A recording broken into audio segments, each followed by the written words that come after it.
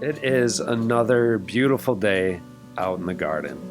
And well, even though all of our tomatoes are growing wild and free without human intervention, they still look like they'll produce a valuable crop for us.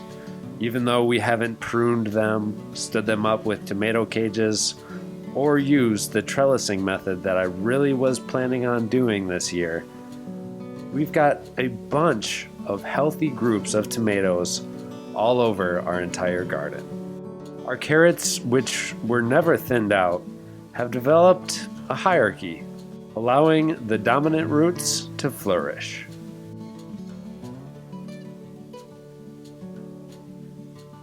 And even though some of our cucumbers hit a roadblock in their growth process, it looks like they'll turn out just fine.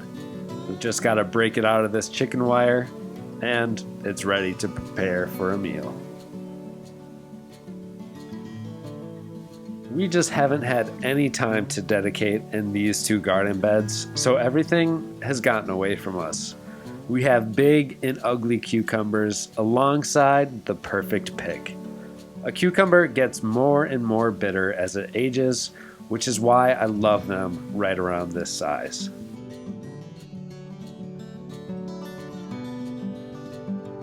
Can't forget, nature always has a way of sprouting some fellow plants that weren't intentionally seeded.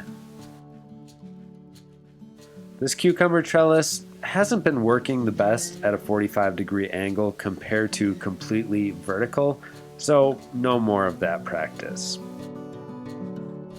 Still a great opportunity to get some money shots of these plants. We have signs of life-giving fungus all around the beds, which shows that our lasagna garden mix is providing a wonderful growing medium for them all.